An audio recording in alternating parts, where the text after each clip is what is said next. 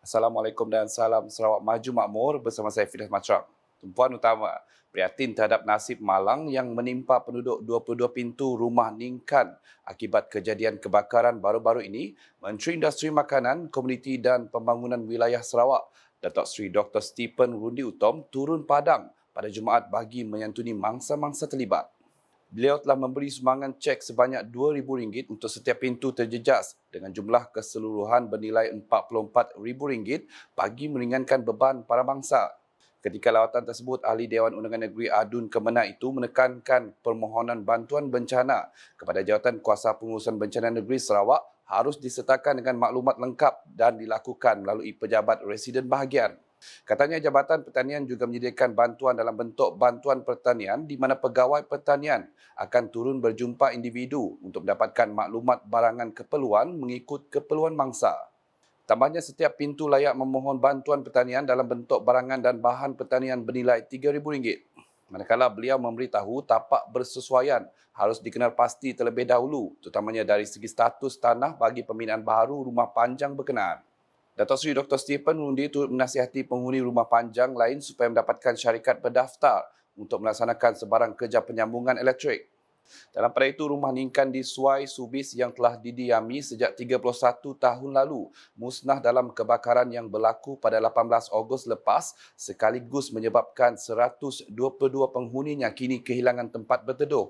Punca kebakaran serta anggaran kerugian masih lagi dalam siasatan. Sementara itu, syarikat Petroleum Nasional Berhad Petronas turut menghulurkan bantuan dari segi barangan keperluan termasuk tong gas, kemah dan makanan kering.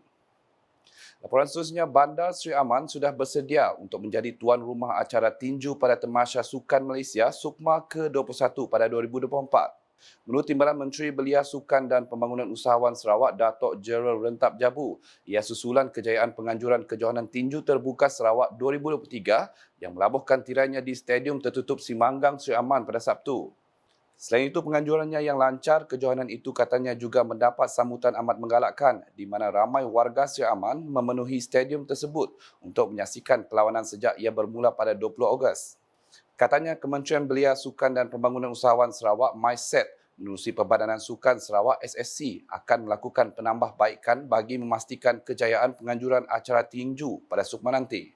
Dan ini merupakan menjadi venue kita nanti untuk semua tahun depan. Oleh demikian saya pun begitu terharu melihat venue dan juga sambutan oleh rakyat, terutama rakyat kita Siaman, dari Betong ada juga datang, dan banyaklah dari Sarawak, dan kita melihat yang paling penting saya lihat dari segi persiapannya dia ready. So kita sekarang dengan kemudian MySet dan SEC kita akan membuat penambahbaikan untuk stadium kita ini. Beliau berkata demikian ketika ditemui pemberita selepas perlawanan tamat. Menjelas lanjut, beliau turut mengingatkan para atlet terutamanya yang telah dipilih mewakili Sarawak agar tidak mengambil bahan terlarang yang boleh menjejaskan karier sukan mereka. Bagi memastikan perkara itu tidak berlaku, pihak SSC katanya akan sentiasa menganjurkan seminar mengenai anti-doping kepada para jurulatih dan atlet. Ini kita meminta atlet kita jangan sekali menggunakan apa-apa yang terlarang, karena dari segi wadah punya anti-doping association punya peraturan apa yang masuk dalam mulut itu tanggungjawab atlet.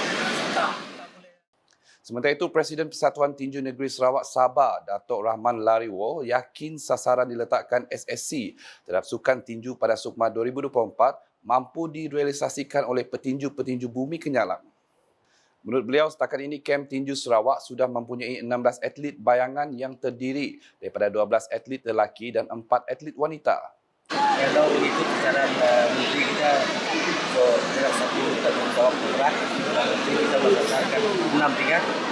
Semoga sasaran yang diberi cabaran yang diberi oleh menteri kita Persatuan Tinju Sarawak, Persatuan dan Sarawak Sport Association, kita akan mencapai sasaran.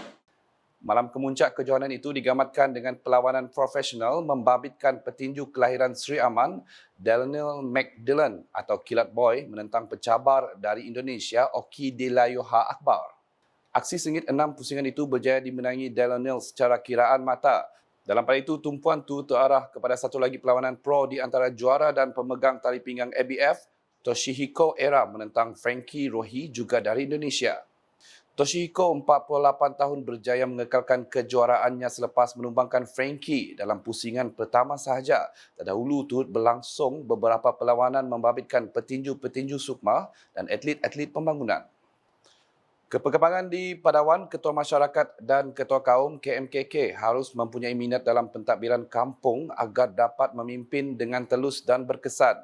Timbalan Menteri Pengangkutan Sarawak Datuk Dr. Jerip Susil memberitahu ramai KMKK di kawasan Padawan mempunyai pendidikan dan pengalaman dalam pekerjaan dan ini antara sebab adanya perubahan dalam sesebuah kampung. Jelasnya selari dengan peredaran zaman yang telah berlaku, pemimpin kampung mesti berubah ke arah menjadi lebih proaktif serta berwawasan supaya pembangunan pesat dapat dicapai selaras dengan tema kemerdekaan Sarawak iaitu Sarawak Maju Makmur. Beliau berkata demikian semasa berucap pada Majlis Pajak Bisamah di Kampung Bangau pada Sabtu.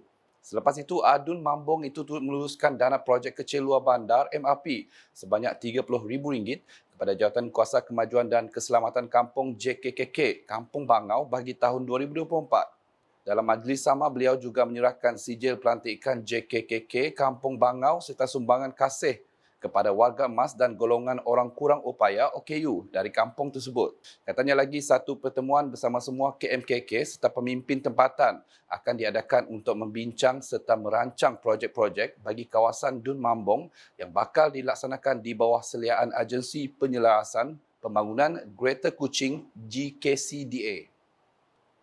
Di Bintulu pula sebanyak 8 negeri menyertai kejohanan Bochi Prelude Sukan Malaysia Sukma Kebangsaan siri kedua 2023 yang berlangsung dari 26 hingga 27 Ogos 2023. Antara 8 negeri ini ialah Sarawak, Kelantan, Kedah, Terengganu, Pahang, Pulau Pinang, Melaka dan Selangor dengan 5 kategori dipertandingkan iaitu perseorangan lelaki, perseorangan wanita, berenggu lelaki, berenggu wanita dan berenggu campuran. Presiden Bochi Sarawak Sopi Sari berkata beliau amat berterima kasih kepada Adun Jepak Datuk Talib Zulkifli yang telah mendirikan Arena Bochi Bintulu menerusi projek 2 fasa berjumlah RM600,000 sekaligus membolehkan kejohanan seumpamanya diadakan di situ. Kita di Sarawak amat beruntung sekali kerana kita memiliki satu gelanggang 4 lane yang begitu indah yang mengikut spesifikasi antarabangsa dan semua ini direalisasikan oleh ahli Dewan Undangan Negeri kita di Jepak iaitu Yang Berhormat Ayahanda Datuk Haji Talib bin Zulkifli. Beliau berkata demikian ketika berucap dalam majlis perasmian kejohanan tersebut di Arena Bochi Bintulu pada Jumaat. Sementara itu, Presiden Persekutuan Bochi Malaysia Razali Wan Zain berkata Bintulu juga telah ditawarkan untuk dijadikan sebagai tuan rumah kejohanan Bochi peringkat Asia Oceania pada tahun depan. Beliau merasakan tiada masalah untuk kejohanan itu diadakan di Bintulu kerana adanya gelanggang dan kemudahan-kemudahan termasuk persiapan rapi yang tidak menyukarkan mana-mana negara untuk datang ke situ. Paparan berikutnya, Premier Sarawak Datuk Partinggi Tan Sri Dr. Abang Abdul Rahman Zuhari, Tun Datuk Abang Openg menyifatkan Sarawak sebagai kuasa baru dalam arena tenaga boleh diperbaharui. Tumpuan Sarawak kepada tenaga hijau dan tenaga boleh baru akan menjadi tunjang kepada ekonomi negeri menuju ke 2030 dan seterusnya. Ikuti laporan wartawan unit komunikasi awam Sarawak UKAS, Fatin Syairah Rosdi di lapangan untuk mendapatkan reaksi awam serta kupasan lanjut mengenai visi tersebut.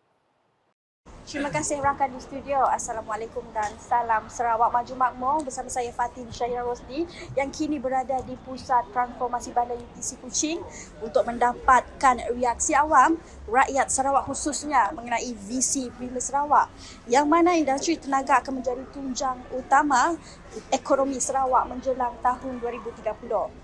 Semua sedia maklum, Sarawak telah menjumpai tenaga alternatif baru dalam kelestarian alam sekitar iaitu hidrogen, merupakan bahan bakar bersih yang hanya menghasilkan air apabila digunakan dalam sel bahan bakar.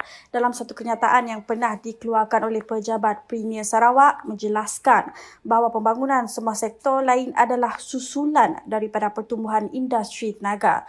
Lanjutan itu, saya sempat menemu bual beberapa orang awam bagi mendapatkan reaksi dan pandangan mereka berhubung perkara tersebut. Bagi kami, Premier kita tu, nya tu berpandangan jauh. Pasalnya tahu hala tuju Sarawak tu.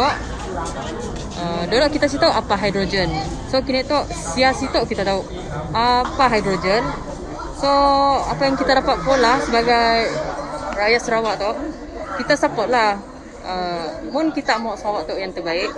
So support lah apa yang Premier kita tengah usaha lakukan untuk negeri kita maju jaya. Pada pandangan kami untuk negeri Sarawak, especially kita tu yang tinggal di negeri Sarawak tu, ia adalah salah satu benda yang sangat baik. Sebabnya renewable energy tu boleh memberi kesan yang baik kepada bumi, okey, dan juga memberi kesan bukan kepada bumi, untuk kita juga. Dan di masa akan datang kita boleh lihat mungkin dari segi peluang-peluang pekerjaan baru yang akan diwujudkan di negeri Sarawak, dan juga latihan-latihan ataupun kemahiran-kemahiran dari segi kepakaran orang-orang yang dalam bidang tertentu akan terlahir di negeri Sarawak khususnya. Bagi kami, Sarawak tu lebih maju daripada negeri-negeri lain sebab ia telah menggunakan LRT. LRT tu ia menggunakan kuasa hidrogen yang pertama di dunia. Dari sini aja kita dah nampak bahawa visi dekat Sarawak tu dah jelas dan nyata. Sekian laporan saya untuk Buletin Lukas #Saluran Informasi Rakyat. Kembali ke studio.